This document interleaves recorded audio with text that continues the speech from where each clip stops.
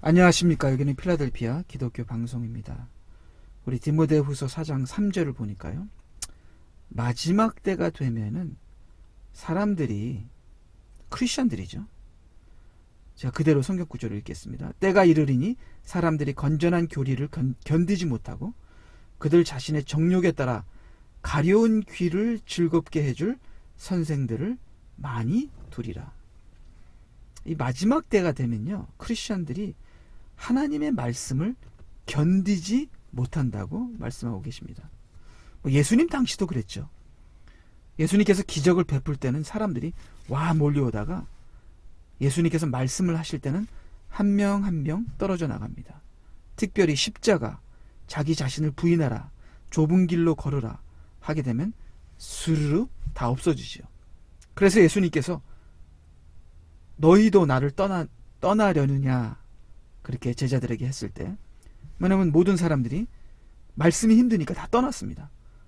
그래서 예수님이 제자들에게 너희도 떠나려느냐 했을 때 베드로가 생명의 말씀이 계시오니 우리가 어디로 가리까, 그렇게 베드로가 얘기를 했잖아요. 이 말씀이 굉장히 부담이 됩니다. 견디질 못합니다. 예를 들어서요, 예수님께서 부자 청년에게 너에게 있는 모든 것을 팔아 가난한 사람에게 나누어 주고 나를 따르라, 그렇게 말씀을 선포했을 때 그 부자 청년이 아주 깊은 고민에 빠집니다. 아주 고민하다가 결국은 예수님을 떠나죠. 자, 이렇게 하나님 말씀은 견디기가 힘듭니다. 아주 부담이 됩니다. 자, 근데요, 왜 이렇게 하나님 말씀이 부담이 될까요? 그것은 그들이 정욕에 따라 살기 때문입니다. 마지막 때에 되면은 크리스천들이 건전한 교리, 즉 하나님의 말씀을 견디지 못하고 그들 자신의 정욕에 따라 가려운 귀를 즐겁게 해줄 선생들을 많이 두리라. 왜냐하면 정욕에 따라 살기 때문에요. 우리가 원래는 이 정욕을 이겨야 되거든요. 옛사람을 십자가에 못 박아야 합니다. 우리가 예수님을 믿은 다음에 우리가 구속을 받았잖아요. 빛의 어두움에서 빛으로, 사탄의 노예에서 하나님의 자녀로, 이렇게 우리의 신분이 바뀝니다. 예수 그리스도의 피로.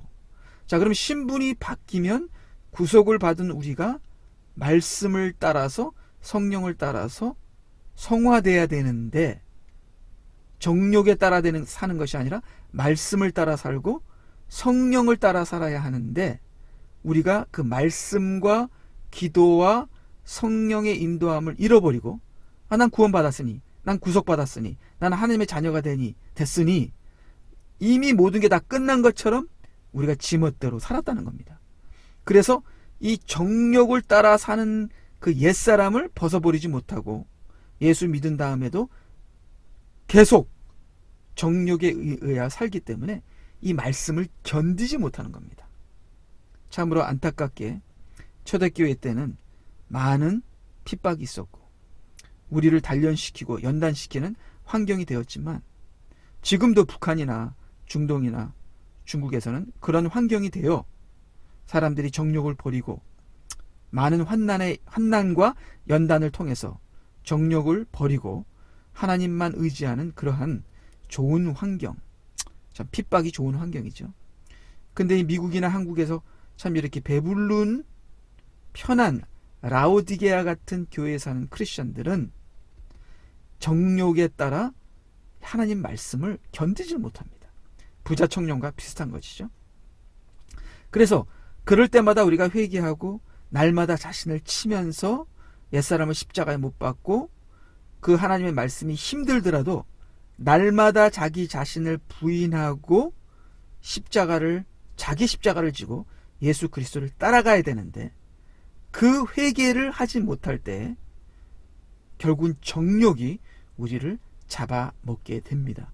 그러면요, 육신으로 살아가기 때문에 말씀을 견디지 못하게 되는 것이죠. 그래서 이 시대의 많은 크리스천들을 보세요. 그들이 말씀으로 살아갑니까? 물론 주일날 교회 왔을 때는 정말 크리스천인 척 하지만 그들이 정말 세상에 있을 때는 정욕으로 살잖아요. 우리는 어디로 놀러 갈까? 우리가 무엇을 먹을까? 무슨 수다를 떨까? 무슨 차를 살까? 어떤 우리 아이들은 어떤 좋은 대학을 보낼까? 모든 것이 정욕이잖아요.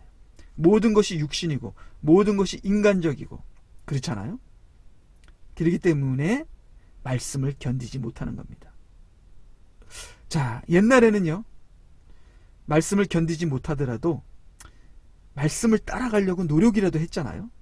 그리고 우리의 정욕을, 옛사람을 십자가에 못 박으려고 노력이라도 했습니다. 근데 이 시대, 이 마지막 때의 크리스천들은요, 매우 타락했습니다. 자, 그래서 디모데후서 3장에 보니까요, 또 이것을 알라, 마지막 날들에 아주 어려운 때가 오리라 하면서 하나님을 버린 크리스천들의 양심이 타락해서 서로 미워하고 서로 정말 상처를 주고 서로 죽이고 싸우는 그런 때가 온다고 얘기하고 있고요. 그 다음에 디모데후서 4장에는 하나님의 말씀을 견디지 못해 자기들의 귀를 즐겁게 해줄 선생들을 많이 두리라, 이러한 말씀을 바울 사도가 디모데에게 하면서 이러한 마지막 때에 너는 오직 말씀을 전파하라, 이렇게 바울 사도가 디모데에게 명령을 하는데요. 왜 말씀을 전파하라 명령했나 하면은 이 마지막 때에 사람들의 양심이 망가지고 크리스천들의 양심이 망가지고 크리스천들이 말씀을 견디지 못하고 자기가 정욕에 따라 살고 싶으니까 하나님의 말씀을 타협하고 변개시키는 그러한 현상이 일어난다는 겁니다.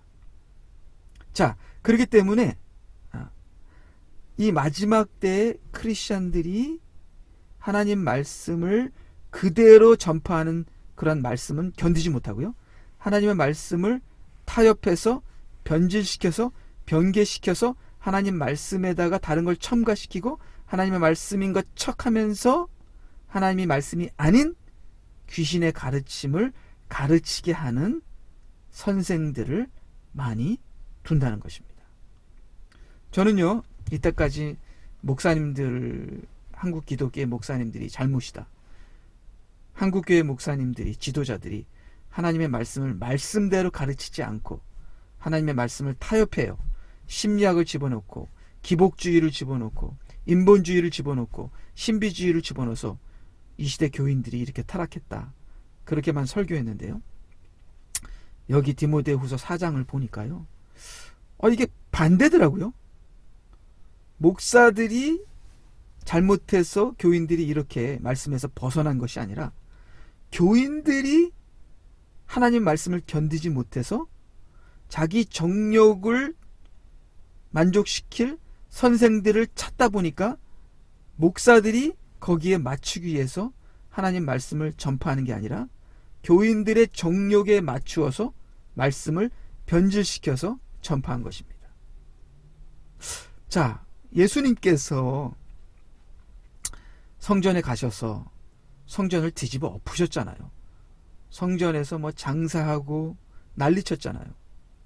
왜냐하면 그 성전에서 이제 멀리서 오는 사람들은 짐승을 끌고 오기가 힘들잖아요. 그래서 예루살렘까지 와서 돈을 가지고 와서 예루살렘에서 돈을 주고 짐승을 삽니다. 그리고 그 짐승으로 제사를 드리잖아요. 그것은 허락됐습니다. 근데 문제는 이 제사장들이, 이 바리새인들이, 이 성전의 지도자들이 성전 뜰에서 그 돈을 받고 짐승을 파는 그런 장사를 한 것이죠. 그리고 장사건들을 성전 뜰 안에 들여놔서 자릿세를 받은 거죠. 그러니까 교회 안에서, 하나님의 성전 안에서 이러한 장사가 일어나니까 예수님께서 그 모든 걸 뒤집어 엎으신 게 아닙니까? 여러분, 장사하는 사람들 보세요. 장사하려면 속여야 되는 거죠. 그렇죠? 그래서 장사한다는 것은 도둑질한다는 겁니다. 물론 정직하게 장사하시는 분도 계시지만 이 장사를 해서 떼돈을 벌려면 속여야 돼요. 이 속인다는 것은 도둑질한다는 것이 아닙니까? 그래서 예수님께서 정말 성전에서 그 모든 돈을 바꾸는 사람들, 정말 비둘기와 양을 파는 사람들의 그 테이블을 뒤집어 엎으시면서 이렇게 말씀하셨잖아요. 하나님의 집을 장사하는 집으로 만들지 말라. 그리고 다른 복음서에서는 하나님의 집을 도적의 굴로 만들지 말라. 즉 장사하는 것이 도적이라는 것을, 즉 거짓말로 장사하고 사람을 속이니까 그게 도적이지요. 그리고 하나님은 기도하는 집이다. 그렇게 말씀하셨잖아요. 자, 그러니까 이 목사들이 설교를 하는데 하나님 말씀대로 하면 교인들이 싫어하는 거예요. 왜? 견디지 못하니까. 십자가를 지고 자기를 부인하고 좁은 길로 가라는 하나님의 말씀을 견디지 못하는 거예요. 그러니까 목사들이 야, 이러다간 교인들이 다 떠나겠다. 그래서 교인들이 원하는 말씀만 전하는 겁니다. 이게 장사하는 거예요. 예를 들어서요. 제가 장사를 하는데 물건을 팔아요. 근데 어떤 물건은 잘 팔리는데 어떤 물건을 안 팔려. 그러면 여러분 어떻게 하시겠습니까? 안 팔리는 거는 걷어치우고 잘 팔리는 것만 더 많이 사서 내놓을 게 아닙니까? 자, 마찬가지로 교회에서 목사들이 설교하는데 재림의 신앙, 십자가의 신앙, 좁은 길의 신앙, 그 다음에 헌신의 신앙, 또 너의 재물을 가난한 사람에게 나눠주고, 그 다음에 너의 재물을, 보물을 하늘나라에 쌓아두라. 내 보물이 있는 곳에 내 마음이 있느니라. 그리고 너는 나를 따르라. 이러한 자기가 희생하는 좁은 길로 가는 설교를 해서는 사람들이 싫어하잖아요. 견디지를 못하잖아요. 그래서 안 팔리는 거예요. 그런 것들이. 그러한 재림의 신앙이나 십자가의 신앙은 안 팔리는 거예요.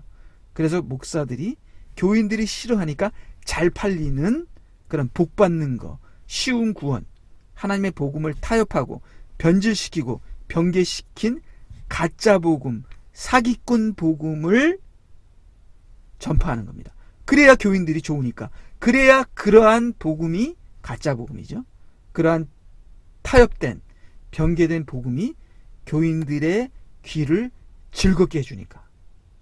목사들도 교인들에게 맞추어서 그러한 그들의 정력을 채워주는 가짜 복음을 전하기 시작합니다. 제가 어느 목사님 이 축복 기도하는 걸, 결혼식에 축복 기도하는 그 기도를 들었는데요. 90%가 세상의 축복을 기도하더라고요. 와, 애 잘 낳게 해주시고, 애들이 건강하게 해주시고, 결혼해서 사업이 잘 되게 해주시고, 이거 완전히 이 물질적인 축복만 기도하더라고요. 거기에는 십자가와 사명과 예수 그리스도를 위해서 희생하고 그런 거는 전혀 기도를 아니 하시더라고요. 왜요? 그런 걸 기도하면 교인들이 싫어하고 견디지 못하니까. 참 한국 기독교가 가장 타락한 것이 저는 기복주의라고 생각합니다. 물론 다른 것도 타락하니까요. 자, 이 기복주의가 들어가게 되면요, 그 기복주의가 물질주의로 빠지고요, 이 물질주의가 도덕적인 타락을 가져오게 됩니다. 자, 우리나라 70년도, 60년도, 또 80년도에 한국 교회가 가난했습니다. 특별히 60, 70년도에. 그때 한국 교인들이 하나님께 기도했습니다. 주여, 막 열심히 기도했죠. 자, 그렇게 기도한 한국 교회에 하나님께서 물질적인 축복도 줬습니다. 자, 이 기독교가 물질적인 축복으로 커지니까 기독교가 도덕적으로 타락하기 시작합니다. 그래서 우리 신앙이 기복주의 때에는요, 물질화되고 물질화되면 타락하게 됩니다. 그래서 지금 한국 교회가 세습도 하고요, 도덕적으로 타락해서 많은 죄악이 드러나고요, 뭐 그런 걸 말하자면 이루 말할 수가 없습니다. 세상보다 더 타락한 것이 기독교가 아니겠습니까? 솔직히 참 이 시대에 세습하는 사람들이 어디 있습니까? 물론 세상에 그런 회사들은 세습을 하지만 정말 non-profit, 정말 이익단체가 아닌 공공단체에서 세습하는 게 어디 있습니까? 교회는 이익단체가 아니잖아요. 이익단체가 아닌 공공기관에서 세습하는 곳은 북한밖에 없습니다. 그렇죠? 근데 북한 다음으로 세습을 잘하는 공공기관이 교회가 아닙니까? 이익단체도 아닌데, 그건 하나님을 영광 돌리는 단체인데 세습을 합니다. 마치 세상의 비즈니스처럼, 세상의 회사처럼. 얼마나 한국교회가 타락했다는 걸 알 수 있는데요. 이 한국교회가 타락했다는 건 한국교회가 기복주의 사상이 들어가고, 그 기복주의가 물질주의가 되고, 또 물질주의가 신비주의가 되고, 신비주의가 물질주의와 합해서 타락을 오게 하는 것을 볼 수 있습니다. 자, 그래서요, 저는 오늘 그 무당에 대해서 얘기하고 싶습니다. 이 무당이 기복주의 아니에요. 자, 이 사람들이 무당을 찾아가는 것은 소원 성취를 하기 위해서 찾아갑니다. 그 무당을 찾아가서 그 무당이 섬기는 신과 인격적인 관계를 맺기 위해서 찾아가지 않습니다. 그 무당의 신이 누군지, 그 신의 이름이 뭔지 상관도 안 합니다. 알려고 하지도 않습니다. 그저 그 무당을 통해서 복을 빌어서 내가 소원 성취하면 되는 겁니다. 그렇죠? 결국 사람들이 무당을 찾아가는 것은 그 신을 통해서 자기가 복을 받거나 아니면 애군, 자기에게 닥쳐온 여러 가지 재앙을 피할 수 있도록 빌기 위해서 무당을 찾아가는 거죠. 그럼 무당은 돈을 받고 그 사람들에게 복을 주고 재앙을 피할 수 있는 그런 방법을 가르쳐 줍니다. 참, 이 시대에 기독교의 본질을 벗어나서 하나님과의 인격적인 관계가 아니라 하나님을 통해서 내가 내 정력을 채우는 수단으로만 하나님을 사용하는 그러한 무당 종교, 무교와 같은 그러한 무당으로 전락한 것이 이 시대의 기독교가 아닌가, 그렇게 생각을 하는데요. 이것은 단순한 생각이 아니라 여기 보게 되면은 대한불교 조계종 스님 서재상, 이분이 목사님이 되셨는데요. 이분이 대한불교 조계종 스님이 기독교를 개종한 다음 목사가 되었는데요. 이 서재상 스님이 이 무당 종교가 얼마나 한국교회에 침투했는지에 대해서 글을 썼는데요. 자, 여기서 이분의 글을 읽으면서 제가 몇 가지 말을 하고 싶습니다. 자, 이 한국교회 교인이 원하는 게 목사가 아니에요. 한국교회 교인이 원하는 것은 무당입니다. 자, 목사를 원한다면, 하나님의 종을 원한다면, 그렇죠? 말씀을 듣고 내가 죽고 내 안에 하나님이 살아서 내가 하나님을 주인으로 모시고 하나님의 말씀과 뜻대로 살기 위한 나의 순종과 나의 섬김과 나의 헌신, 그렇죠? 그것이 예수님 믿는 거 아니에요? 근데 사람들이 목사님을 찾는 게 자기의 욕심과 자기가 세상에서 축복받고 잘되게 하기 위해서 목사님을 찾는 거예요, 이 시대는. 그러니까 기독교가 아니라 이거는 무당인 거예요. 그래서 겉으로는 목사님을 찾는 것 같지만 실질적인 것은 무당을 찾는 것이고, 목사님들도 겉으로는 목사의 직무를 하는 것 같지만 사실 무당의 직무를 하는 것입니다.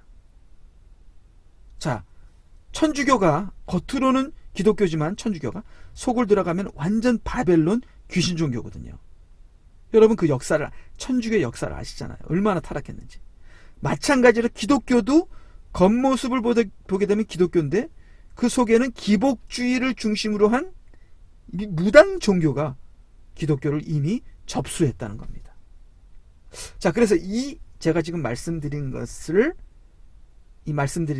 제가 말하는 것이 아니라 대한불교 조계종 스님이 기독교를 개종한 다음에 목사가 되어서 한국의 2000교회를 집회하면서 인도하셨는데, 그 2000교회를 집회하면서 한국교회를 전체적으로 두루 다니면서 보니까 한국의 무당 종교가 깊숙이 침투해서 그 위험이 이미 수위를 넘어서 한국교회를 크게 훼손하고 있다고 이분의 글에 얘기하고 있더라고요.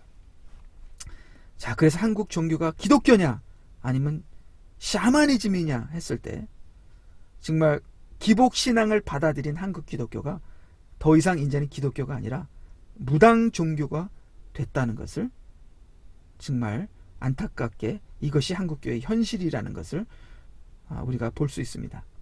이분이 말씀하시는데요, 어떤 종교도 샤머니즘이 침투하면 그 종교는 밑바닥으로 하락이 된다고 얘기하고 계십니다.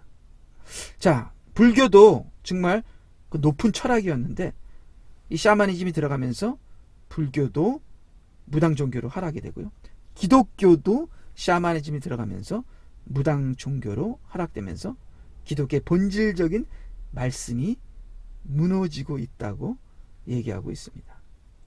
자, 직장인의 60%가 점을 보고요, 모든 사람의 4분의 3이 점을 친다고 합니다. 자, 그러면 크리스천들은 얼마나 점을 칠까요? 자, 이 무당들이 얘기하기를 자기를 찾는 손님 중에 30%가 크리스천이라고 합니다. 자, 이미 목사들이 무당의 역할을 하는데 왜 또 무당을 찾아갑니까? 이미 목사들이 자기 아들 잘 되게 해주세요, 직장 잘 되게 해주세요 하고 자기 소원 성취를 위해서 목사님 기도해 주세요 하면 목사님이 알아서 기도해 주는데, 소원 성취를 위해서 기도해 주는데, 이 사람이 하나님의 뜻대로 살아가게 하기 위해서 기도해 주는 것이 아니라 이 사람의 정욕의 소원 성취를 위해서 기도해 주는 무당의 역할을 하는 게 이 시대 기독교 목사인데, 목사님이 잘하고 있는데 왜 또 무당을 찾아가냐 이거예요. 그러니까 이 크리스천들이 목사님 하나로는 부족한 거예요. 진짜 무당을 찾아가야 되는 거예요. 그래서 목사님들이 무당 역할을 하는데도 또 진짜 무당을 찾아가서 더 무당에게 가는 그러한 안타까운 현실이 이 시대 기독교가 아닌가 그렇게 생각합니다. 물론 교회 안에 참으로 좋은 목사님도 계시지만 교인들이 원하는 대로 복 빌어줘야 되는 그러한 이 시대의 기독교는, 이건 기독교가 아니라 무당 종교라고 저는 생각합니다. 그 어떤 목사님이 얘기 들으니까요, 어떤 목사님이 그러는데 차를 샀는데 그 교인이 차에다 안수해달라고 기도해달라 그러는데요. 그리고 어떤 교인은 소를 샀는데 소에다 안수해달라고 그러는데요. 이게 무당 종교가 아닙니까? 차를 타고 그러니까 차를 타고 아무런 재앙이 없도록 복 빌어달라는 거예요. 네. 저는 이 차를 통해서 하나님을 섬기고 전도를 하고 그런 건 없어요. 그냥 이 차를 타고 내가 어디로 갈 것인가, 이 차를 타고 내가 하나님께 영광 돌리는 곳으로 갈 것인가, 이 차를 타고 내가 죄 짓는 곳으로 가지 않게 해주시옵소서, 이 차를 타고 이 차 안에서 기도하게 해주시옵소서, 그걸 그렇게 해달라고 기도하는 게 아니라 이 차를 타고 사고만 나지 않게 해주시옵소서, 이 차를 타고 재앙을 피하게 해주시옵소서, 그렇게 기도해달라는 겁니다. 그럼 목사님들은 어떻게 합니까? 차에다 손을 얹고 기도를 한다는 거예요. 소를 샀는데 이 소가 건강하게 돼서 이 소를 통해서 돈을 많이 벌게 해주시옵소서, 그렇게 기도를 부탁하면 목사님이 그 소에다 손을 얹고 기도를 한다는 겁니다. 그러면 기도를 부탁하는 사람이나 기도를 해주는 목사나, 이거는 더 이상 기독교가 아니라 이건 무당 종교라는 것입니다. 그렇지 않습니까? 자, 그래서 이 목사님이 또 이런 말을 하시더라고요. 위급할 때는 하나님을 부르다가 평안할 때는 하나님을 전혀 상관하지 않아도 살 수 있다고 생각하는 것이 이 시대 크리스찬인데, 바로 이것이 샤머니즘이 침투한 무당의 신앙을 가진 기독교인들이라, 이렇게 말씀하시네요. 사실 우리가 다 그렇잖아요. 주일날 교회 나와서는 하나님을 섬기는 듯 하지만 솔직히 일주일 동안 하나님 생각 안 해도, 기도 안 해도, 말씀 안 봐도 아무 일 없다고 생각하잖아요. 내가 기도를 안 했다고, 내가 말씀을 안 봤다고, 나에게 그렇다고 무슨 일이 생기지 않는다고 다 생각하잖아요. 그렇게 안 해도 잘 사니까 꼭 그렇게 할 필요 없다고 생각하잖아요. 우리가 하나님 말씀을 정말 6일 동안에 주일날 교회 갔다 온 다음에 다른 날들 기도하면서 말씀 묵상하는 사람이 별로 안 되잖아요. 기독교인들의 90%가 그렇게 못할걸요. 10%도 그렇게 안 하는 걸로 알고 있습니다. 하루에 30분 기도하는 크리스천들이 몇 %나 되겠습니까? 거의 없다고 봐도 이 시대는 말이 됩니다. 그러니까 평안할 때는 전혀 상관없이도 전혀 상관없이 살아도 아무 일도 안 일어날 것이다. 그렇게 생각하고 사는 사람들이 이 시대 크리스천들입니다. 자, 이런 것이 샤머니즘 크리스천이다. 무당 크리스천이다. 이렇게 얘기를 하는데요. 제가 이분의 글을 통해서 무당과 기독교와 비슷한 점을 한 10가지로 한번 보았습니다. 예, 무당과 기독교를 비교합니다. 첫 번째, 구파는 구경하는 곳이다. 구파는 구경하는 곳이다. 예, 여러분, 기독교 여러분, 우리 교회 예배를 드리러 가면 예배를 드리는 게 아니라 예배를 구경합니다. 자, 우리 구판에 가게 되면은 막 무당이 막 뛰고 막 칼날 위를 걷고, 뭐 저는 한 번도 안 가봐서 모르지만 그냥 들은 거지만요.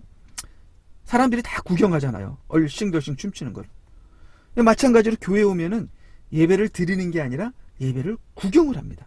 성가대를 구경하고 찬양팀을 구경하고 목사님이 얼마나 설교 잘하시나 구경하고, 설교 잘하면 좋았다, 못하면 나빴다, 점수를 매기잖아요. 그러니까 이 교회도 구경하는 그러한 곳이 이 구판이랑 비슷한 거죠. 자, 그리고 두 번째, 돈을 많이 주면 구판이 커진다. 교회도요, 정말 교인들이 많고 재정이 많으면요, 예배가 커집니다. 오케스트라가 들어가고요, 그 다음에는 막 노래를 잘하는 오페라 가수들이 막 찬양을 부르고요, 그 다음에 성가대가 커지고요, 막 뭐 여러 가지로, 그 다음에 지휘자도요, 교회가 조그맸을 때는요, 그냥 하나님의 은혜로 아무 지휘자나 드립니다. 음악 안 해도 뭐 괜찮아. 근데 교회가 커지고 그러면요, 그러한 은혜로 지휘했던 사람 다 쫓겨납니다.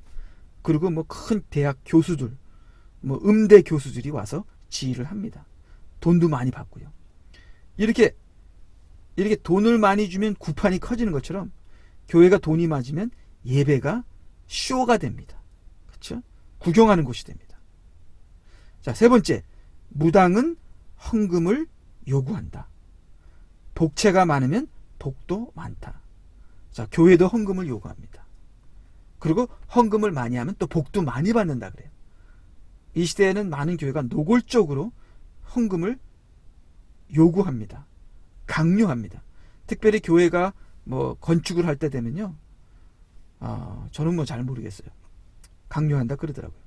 그리고 목사가 아니라 장로나 권사 뭐 그거 되려면요, 또 뭐 만불, 뭐 5천만 원, 뭐 모르겠어요 얼마인지. 뭐 여기 미국에서는 막 몇천 불, 만불 뭐 그렇게 해야 장로가 된대요. 큰 교회에서는.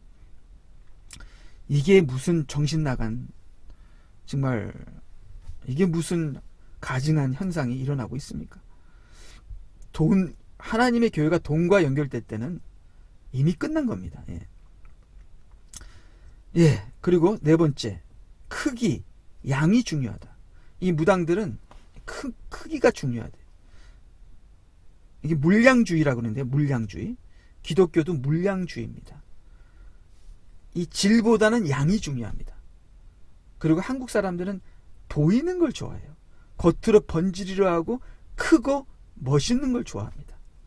그래서 교회도 건물 짓고요, 미국 사람들은 건물을 크게 지어도 겉은 허스름하지만 내용은 알찹니다. 근데 한국 교회는요, 내용이 알찬 것보다 겉으로 화려한 것을 더 중요하게 여기죠.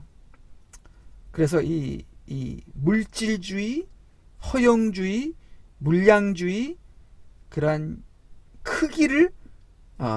크기로 이 승부를 거누는, 정말 목사들 중에서도 교회 숫자가 크면은 힘을 주고, 교회 숫자가 적은 교회는 사람 취급도 안 받는, 바로 이것이 현 기독교의 현실이잖아요. 바로 이것이 무당도 그렇게 한다는 겁니다. 자, 그리고요, 5번째, 신내린 무당은 절대적인 카리스마를 가지고 하나님이 아니죠, 축복과 저주권을 갖는다. 자, 우리 신내린 무당은요, 막 반말합니다. 저는 뭐 찾아가 보질 않아서 모르는데, 드라마 같은 걸 보면요, 무당 들린 사람들이, 젊은 사람이 막 노인들한테도 막 반말하고 그러잖아요. 신내림 받았으니까. 무섭더라고요. 예. 근데 요새 목사님들이, 젊은 목사님들이 막 장로님들한테 막 반말하고 그러더라고요. 왜요? 하나님의 종이라고. 참 별일이 다 있어요. 예. 그리고 이 신내린 무당은 축복과 저주권이 있대요. 요새 목사님들도 축복과 저주권이 있어서 목사님 욕하면 저주받는다고, 교회 떠나면 저주받는다고, 뭐 이러한 헛소리를 하잖아요. 그리고 무당들은 또 신방을 잘 간다네요. 자, 우리 목사님도 신방을 잘 다닙니다. 자, 근데 무당들이 왜 신방을 잘 갈까요? 어장 관리, 자기를 따르는 사람들을 관리의 차원에서 하는 거죠. 이 목사님들도 그 영혼과 그 집안을 위해서 기도하는 것보다는 어장 관리하는 거죠. 다른 데로 안 셀까봐, 다른 교회를 안 갈까봐. 참, 이분이 쓴 글을 보게 되면 이 무당과 지금 현재 일어나는 교회 현상이 너무 비슷하다는 거죠. 이 지금 현재 교회에서 일어나는 모든 현상이 성경 말씀, 예수 그리스도, 기독교의 본질을 떠난 물량주의, 물질주의, 세속주의, 무당들이 하는 거라고 이분이 글을 통해서 얘기하고 있습니다. 물론 제가 이분의 글을 읽고 제 나름대로 지금 설명을 하고 있는데요. 그래서 이 신내린 무당은 절대적인 카리스마가 있다고 합니다. 자, 교회 목사님도 절대적인 카리스마를 교인들이 기대해요. 참으로 제가 목사님들이 타락했다고 제가 참으로 많이 막 부정적으로 정말 많이 비판을 했는데, 참 보니까 목사님들이, 교회 지도자들이 타락한 이유가 교인들이 그렇게 만들었다. 교인들의 요구에 의해서 목사님들도 타협을 했다. 참, 교인들이나 목사님들이나 제 자신이나 정말 우리가 모두 정말 회개하지 않으면 하나님의 심판을 피할 수 없다고 생각합니다.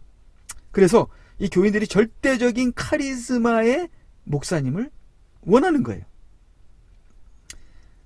정말 목사님이 진실하고 복음을 전하고 솔직하고 또 자기 자신을 비우고 하나님 말씀대로 정말 교인들이 다 떠나더라도, 말씀을 견디지 못해서 부담돼서 나가더라도 오직 말씀을 사수하는 그러한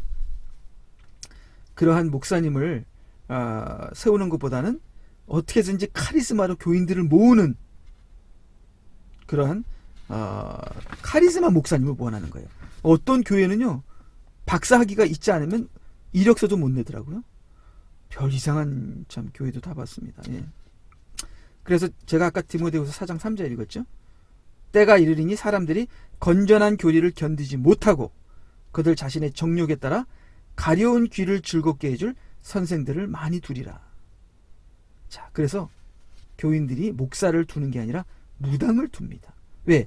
무당은 자기들의 소원 성취를 하고 자기들의 애군을 쫓아주거든요. 그러니까 기독교라는 이름만 있지 그 안에는 목사라는 타이틀은 있지만 실질적으로 교회 안에서 이루어지는 것은 무당 그러한 그 무당의 종교가 프락티스되고 있는 거예요. 그래서 교인들이 목사를 두는 게 아니라 자기 귀를 즐겁게 해드는 무당들을 많이 두리라. 참. 예, 그 다음에 이제 6번째. 이 무당을 찾아가는 사람들은 문제가 생기면 환경의 탓으로 돌립니다. 자, 우리 기독교인들은 문제가 생기면 회개를 하잖아요. 갑자기 느부갓네살 왕이 쳐들어왔어요. 왜 그럽니까? 이스라엘이 우상숭배를 했으니까 그렇죠. 예. 그러니까 우리가 갑자기 누가 나를 미워해요. 누가 나를 핍박해요. 내가 갑자기 병에 걸렸어요. 내가 갑자기 회사가 안 돼요. 내 자녀들이 자꾸만 아프거나 문제를 일으켜요. 그런 우리 삶에서 어려운 일이 생기면 우리는 뭐부터 합니까? 우리는 회개부터 합니다. 왜? 내가 하나님 앞에 바로 서지 않았기 때문에 그런 일이 벌어진다고 우리는 생각하잖아요. 우리는 문제가 생기면 우리 자신을 보면서 하나님과 바로 관계를 맺으면 모든 문제가 저절로 해결되잖아요. 그게 우리 기독교가 아닙니까? 근데 이 무당을 찾아가는 사람은 문제가 생기면 그것이 내 문제라고, 나의 탓이나 나의 죄라고 생각하지 않습니다. 절대로. 그거는 환경의 문제고, 뭐 내 남편이 문제고, 내 아내가 잘못했고, 내 자식이 잘못했고, 내 친구가 잘못했고, 뭐 남의 탓으로 돌리는 거죠. 그리고 환경이 잘못됐기 때문에 내가 이런 어려움을 겪는다 생각합니다. 그래서 환경을 바꾸려고 그래요. 근데 환경을 바꾸려면 어떻게 돼요? 환경을 바꾸려고 바꿔집니까? 안 바꿔지잖아요. 그러니까 이 환경을 좌지우지할 수 있는 절대자를 찾아갑니다. 그게 신이잖아요. 그래서 신을 달래서 환경을 바꾸도록 신을 달래려고 하는데 그 신을 달래주는 중보자가 필요하잖아요. 그 중재자. 그 중재자가 무당인 거예요. 그래서 무당에게 찾아가서 신을 달래달라고. 그래서 신이 환경을 바꿔서 나에게 애군이 떨어져 나오고 나에게 복을 얻게 해달라고 중재자에게 부탁을 합니다. 그 중재자가 막 빕니다. 그리고 열심히 빌면은 그 중재자에게 복채를 주지요. 이게 똑같은 상황이 지금 기독교에서 일어나고 있습니다. 그래서 목사님들이 나를 위해서 기도해주면 목사님에게 봉투를 건네줍니다. 절대로 목사님들에게 봉투를 건네주지 마세요. 목사님들이 힘들고 가정살림이 어렵고 아이들이 많은데 학교 보낼 돈이 없고 그러면은 목사님을 돕는 차원에서는 드리지만 기도해줬다고 설교했다고 돈을 주는 것은 아주 큰 죄입니다. 아주 위험한 것이죠.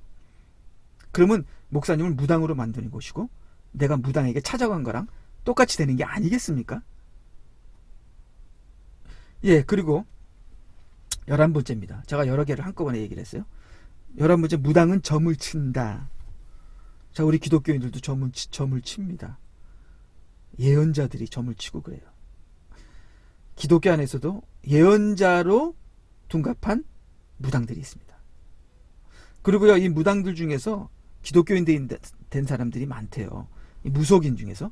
그러니까 이 무당 종교가 무교인데 이 무교인들 중에서 기독교인 된 사람이 많은데 저는 잘 모르지만 기독교 안에서 막 예언하고 하는, 그러면서 막 예언이, 성경의 예언은 예수 그리스도가 다시 오셔서 그 나라를 이룰 것이며 그 예수 그리스도가 다시 오시기 때문에 하나님 나라를 우리가 앞에 두고 회개하라, 하나님 말씀으로 돌아가라, 이것이 성경의 예언입니다. 그렇죠? 근데 기독교 안에서 뭐 너는 어떻게 될 것이며 뭐 너는 뭐 하면서 이 점을 칩니다. 예언자들이. 그래서 이 무당이 점치는 것처럼 기독교 안에서도 점을 친다는 겁니다. 그리고요, 어떤 교회는 뭐 제가 그 기사를, 이 목사님이 쓴 기사를 보니까 어떤 교회는 신년에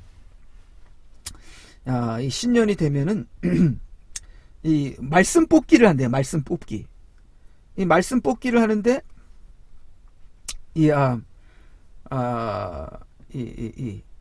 딱 이렇게 뽑으면은 그 말씀을 딱 뽑고 내가 1년 동안에 이 말씀을 가지고 살아야겠다. 근데 이제 목사님들이 그 말씀을 써놓을 때 다 좋은 것만 써놓습니다. 우리가 미국에서 중국 식당에 가면은 폴춘 쿠키가 나오잖아요. 그럼 거기 다 좋은 글만 써 있잖아요. 이게 점치는 거잖아요. 예. 이게 지금 뭐 무당 그런 거잖아요. 그렇죠? 근데 이렇게 목사님들이 성경 구절을, 저도 해봐서 알아요. 저도 그렇게 했거든요. 근데 나쁜 글은 못 써놓겠더라고요. 예를 들어서 회개하세요, 그런 건 못 쓰겠더라고요. 예. 그러니까 좋은 말만 쓰는 거예요. 예.